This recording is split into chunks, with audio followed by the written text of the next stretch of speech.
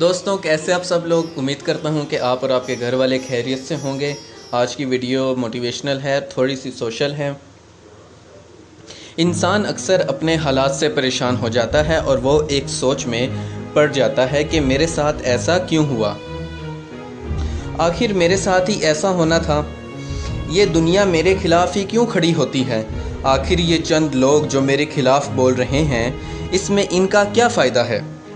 یہ جو لوگ کل کو ماضی میں میرے ساتھ بیٹھے تھے، میرے ساتھ کھاتے تھے، میرے ساتھ چلتے پھرتے تھے، آج وہی لوگ جو میرے ساتھ تھے میرے خلاف کیسے ہو گئے؟ اس طرح کے سوال ذہن میں اٹھتے ہیں۔ یہی تو وہ وقت ہوتا ہے جو عروج حاصل کرنے کا وقت ہوتا ہے۔ یہی تو وقت ہوتا ہے جب اپنی پہچان کرنی ہوتی ہے۔ یہی تو وقت ہوتا ہے اپنی غلطیوں سے سیکھنے کا۔ یہی تو وقت ہوتا ہے اپنے معاملات سیدھے کرنے کا۔ وہ وقت، وہ برا وقت جو آپ کو پہلے سے بہتر بنا دے، بہت اچھا ہے اس وقت سے جس میں آپ کے پاس سب کچھ تو ہے مگر سیکھنے کو کچھ نہیں۔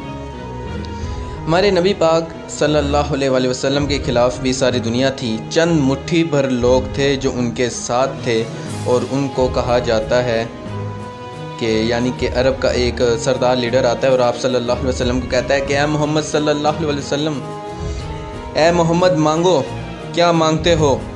دولت چاہیے؟ عرب کے سب سے امیر شخص بنا دیے جاؤ گے۔ سرداری چاہیے؟ سارے عرب کے سردار بنا دیے جاؤ گے۔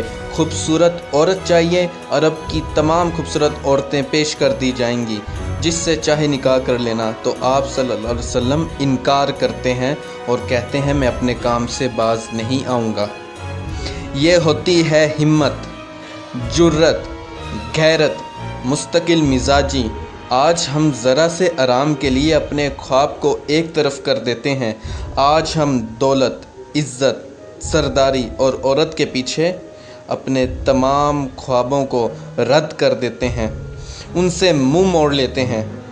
ہم سچ کو بیچ کر جھوٹ کا محل بناتے ہیں، جس میں سے جہنم کی بو آتی ہے، اور پھر ہم کہتے ہیں کہ ہم کو سکون نہیں ملتا۔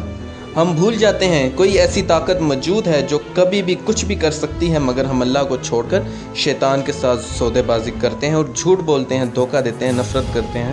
واپس آتے ہیں ٹاپک کی طرف۔ منزلیں قربانیاں مانگتی ہیں، منزلیں جرت مانگتی ہیں، منزلیں غیرت مانگتی ہیں، منزلیں حوصلہ مانگتی ہیں۔ ایسے ہی نہیں کسی کو کچھ بھی مل جاتا، پیچھے پوری ایک کہانی ہوتی ہے۔ اس کہانی کے اندر درد ہوتا ہے، ناکامیابیاں ہوتی ہیں، چھپ چھپ کر رونا ہوتا ہے، خود کو دلاسا دینا ہوتا ہے، خود کو سمجھانا ہوتا ہے۔ اس کہانی میں ایسے کئی مقامات آتے ہیں کہ جب ایسا لگتا ہے کہ اب تو سب کچھ ختم ہو چکا ہے، مگر جو ہمت، جرت، غیرت، حکمت عملی، پلاننگ کے ساتھ چلتا ہے وہی کامیاب ہوتا ہے۔ جو کہتا ہے میں کبھی ہار نہیں مانوں گا، وہ سوچتا ہے کہ کہاں کون سی چیز غلط ہوگی، ایسا کیا ہوا کہ مجھے ناکامی دیکھنی پڑی۔ وہ اپنے مزاج کے مطابق خود کو سنبھالتا ہے، خود کو وقت دیتا ہے، خود سے باتیں کرتا ہے۔ 2 دن کی چھٹی پر جا کر کسی پارک یا ندی کنارے بیٹھ کر سکون سے آرام کے ساتھ سوچتا ہے اور فیصلہ کرتا ہے کہ نہیں، مجھے اٹھنا ہے، آگے بڑھنا ہے، رکنا نہیں ہے، جھکنا نہیں ہے، چاہے جو مرضی ہو جائے، میں ہار نہیں مانوں گا۔ میں دیکھوں گا کہ میں بہت کچھ کر سکتا ہوں، میں دکھا دوں گا کہ میں بہت کچھ کر سکتا ہوں۔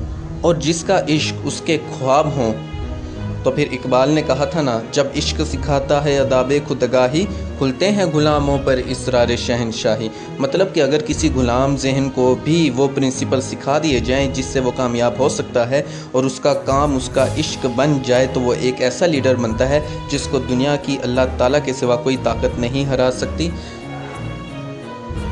اور جو شخص اپنی پہچان کر لیتا ہے، اپنی ذات کے کمال یعنی کہ عروج تک پہنچنے کے قابل ہو جاتا ہے، تو ایسے حالات جس میں پوری دنیا آپ کے خلاف ہوں، بس وہی حالات ہیں جو آپ کو کچھ بڑا کروا سکتی ہے۔ اللہ حافظ۔